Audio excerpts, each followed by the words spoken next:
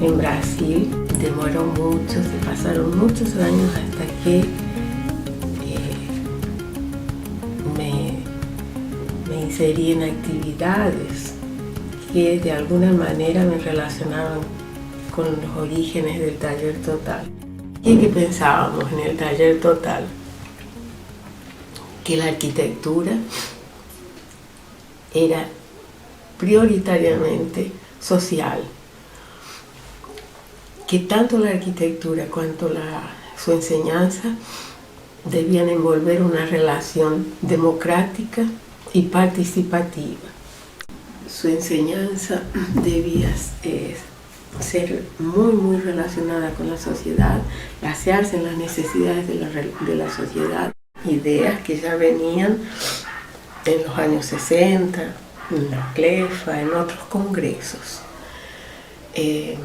La idea de que el hábitat no era solo poseer una vivienda y que de alguna manera se sintetizaba en la frase de Van Eyck, que era una casa es una ciudad y una ciudad es una casa, lo que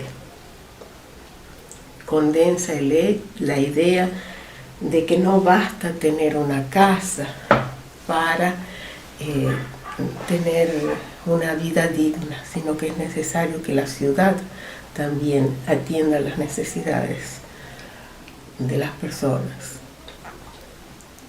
que es lo que hoy se habla más como hábitat, idea de hábitat ampliado.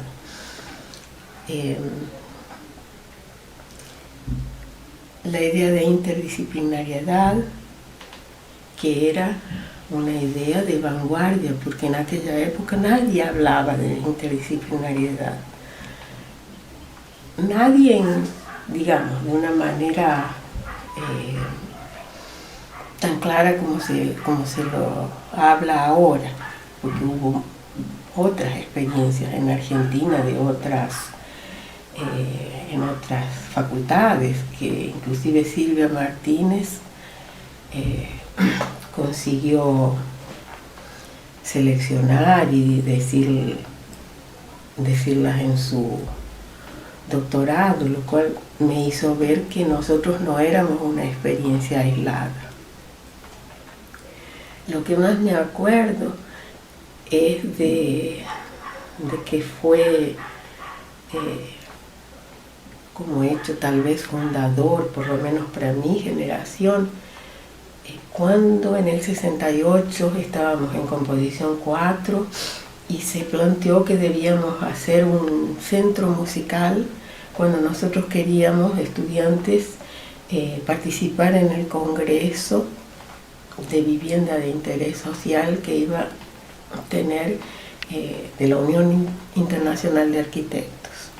Y para conseguirlo tuvimos que hacer manifestaciones, en fin, protagonizar una resistencia a que en aquel momento en Córdoba se había prohibido ese tema, porque evidentemente en 68 todavía estábamos en la dictadura del 66. Y eso evidentemente no es una cosa aislada, también teníamos influencia del Mario francés y en fin, de todas las resistencias a nivel latinoamericano y mundial que en aquel momento se vivía. La otra cosa que me parece importante es que nosotros vivíamos discusiones muy intensas y muy apasionadas, porque había un clima de ebullición cultural muy grande. El cine sombra, las discusiones en los bares, y que se hacían eco de las posturas de los arquitectos del Team 10, ¿no? Van Eyck y Giancarlo Di Carlo, que yo lo veo sobre todo en ese sentido de la efervescencia cultural muy grande, de la pasión que teníamos de que estábamos convencidos de que podíamos ser protagonistas de cambios para mejorar el mundo. Este es un dibujo de Murina Kreiker, cuando estábamos en primer año en la sala, en el aula magna. Y esos son dibujos de la facultad cuando estaba en primer año de la facultad. En esa cuestión de que se relacionase con la sociedad, hubo primero, antes mismo de la puesta en marcha del taller total, en el 68, mi grupo, digamos, mi generación estaba haciendo composición 4, queríamos participar en el concurso de la Unión Internacional de Arquitectos que iba a ser desarrollada en el 69 y que había un llamado para concurso de estudiantes con el tema de vivienda de interés social. Pero en ese momento, que todavía era la dictadura, la primera dictadura que nosotros vivimos, la del 66, si bien no es la primera de Argentina, estaba prohibida que nosotros, por lo menos en Córdoba, que nosotros desarrolláramos ese tipo de temas. En fin, había todo una situación, un contexto de mucha efervescencia cultural. También estaba la situación política. En el 69 se da el Cordobazo, que es no voy a extenderme porque es de todos conocidos, ¿no? La Unión Estudiantil Obrera. Cosas que realmente me marcaron mucho. Otras ideas que eran muy fuertes era, por ejemplo, la idea de interdisciplinariedad, que en aquella época eran ideas de vanguardia. Ahí surge la idea de que el proyecto, la acción proyectual, no sería solo de la disciplina de composición o de proyecto, sino de la interacción de las varias disciplinas. La idea de que la universidad debe estar íntimamente relacionada con la sociedad y dar respuestas a la universidad, en fin, más ese tipo de situación. Entonces, la llegada a Brasil durante muchos años, por una cuestión de sobrevivencia, o en fin, de cómo también Brasil estaba, me desconecta un poco de todas esas ideas, hasta que surgen las posibilidades de conocer personas que estaban desarrollando trabajos que eran condicentes, relacionados con esas ideas. Ese trabajo que hoy se los denomina como proyectos participativos a nivel de paisajismo, o de urbanismo y paisajismo, que me permitieron de alguna manera reencontrarme. Entonces, después que yo me contacté con arquitectos paisajistas que estaban trabajando primero en Diadema, con la fruta en el quintal. Otro trabajo interesante fue cuando decidí retomar la universidad. En Brasil pude participar de varios proyectos participativos.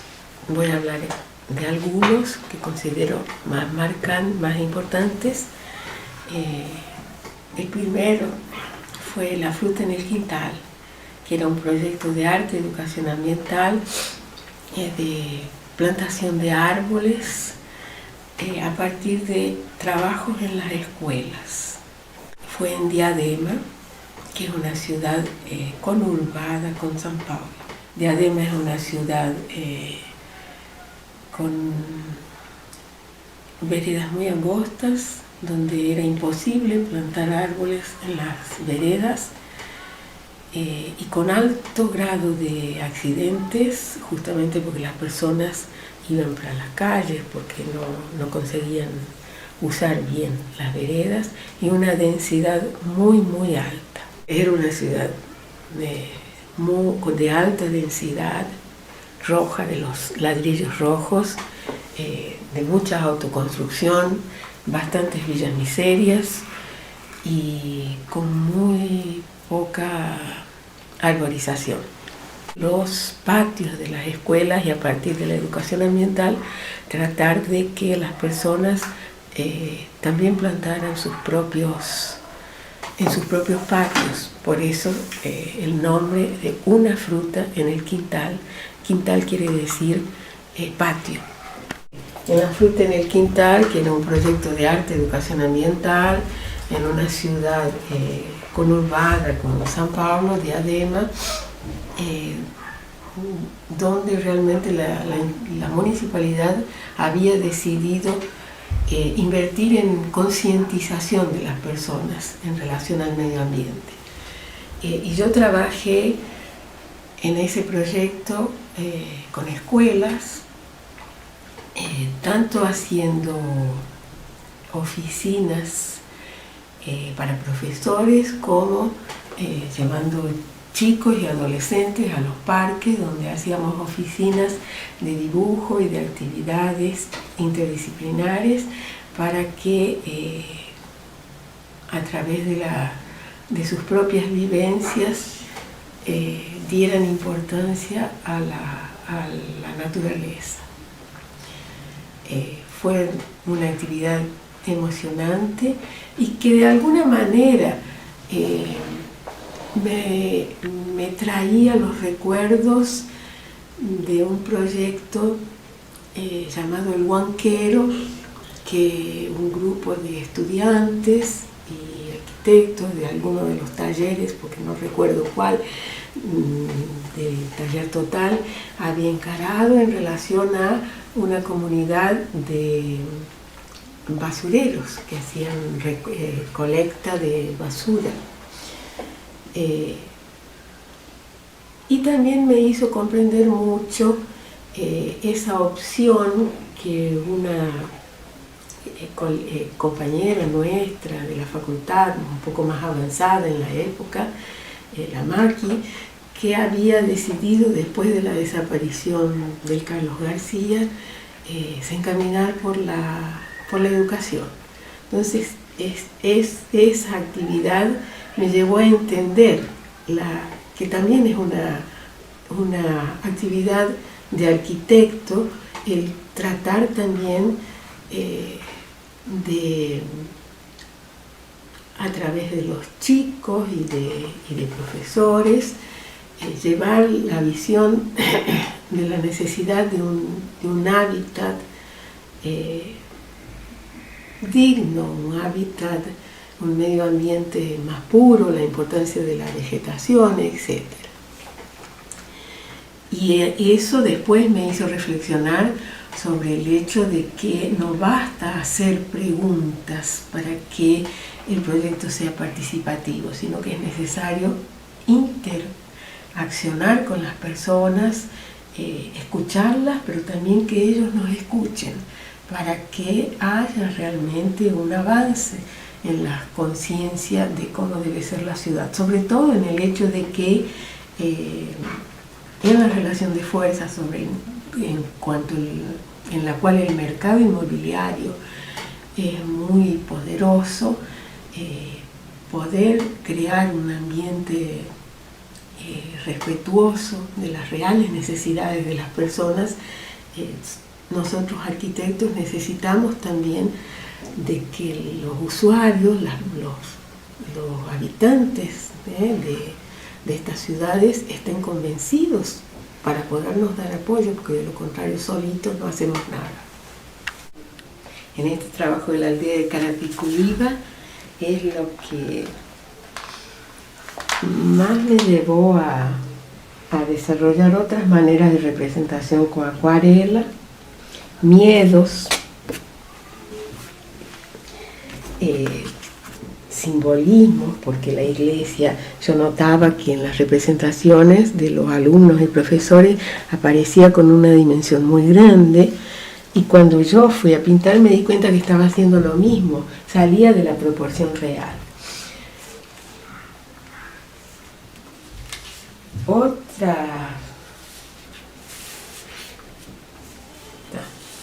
Otras oficinas que hice también en relación a trabajos en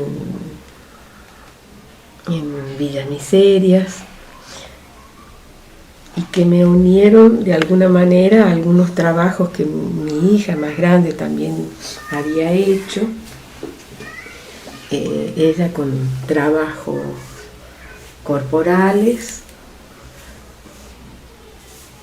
en fin, que me llevaron a pensar más en la interdisciplinariedad.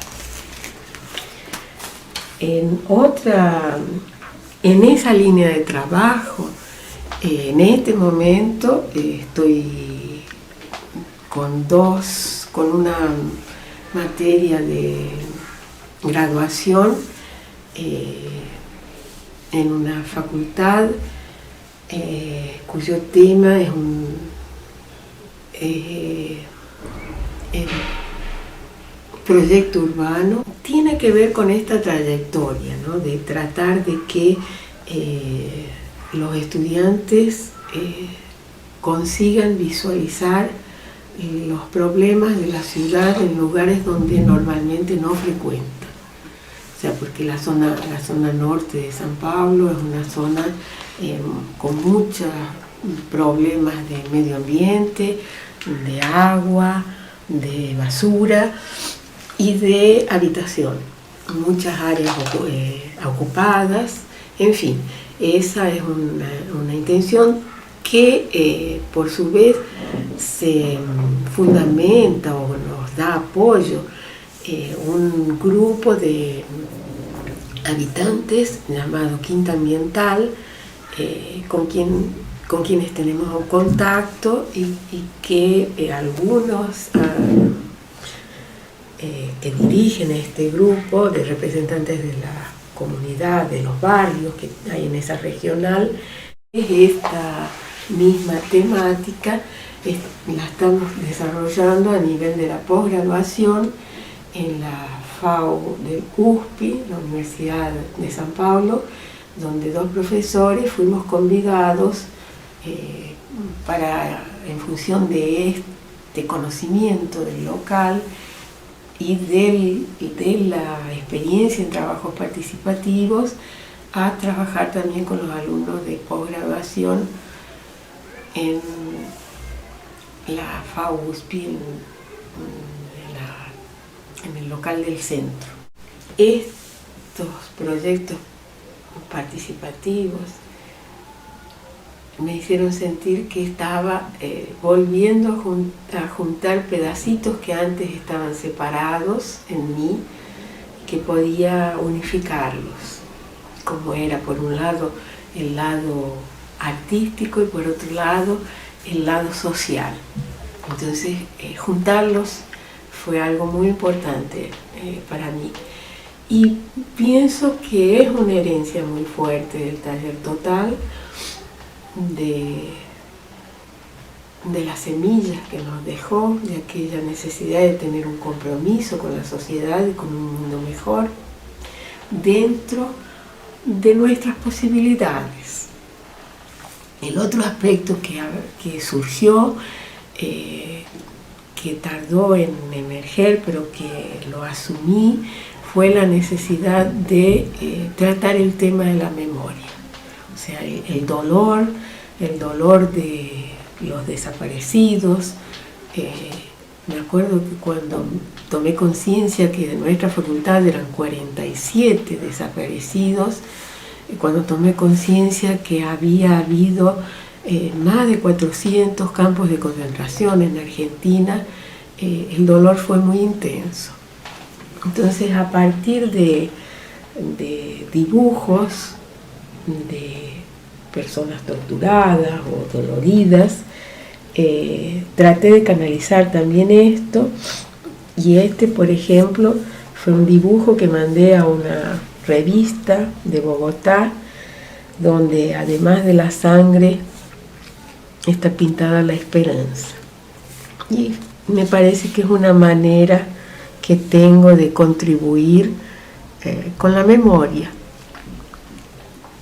Hice algunos artículos, sobre todo porque me movilizó mucho, me trajo muchos recuerdos el último proyecto de intervención urbana, Los Árboles de la Vida. Entonces decidí presentar en una invitación que me hicieron para el Fórum de Arte Permanente de Latinoamérica, trabajos que tuvieran que ver con la memoria en diferentes momentos de Argentina, no solo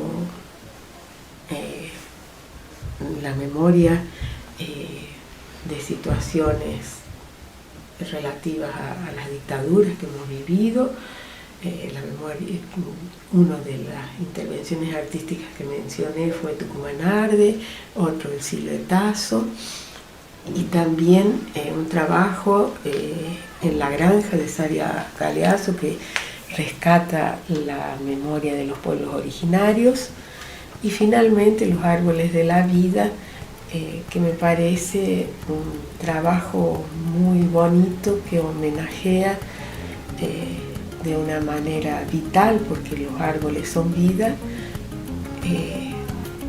a las personas que fueron desaparecidas y que quisieron borrarlas de nuestra memoria.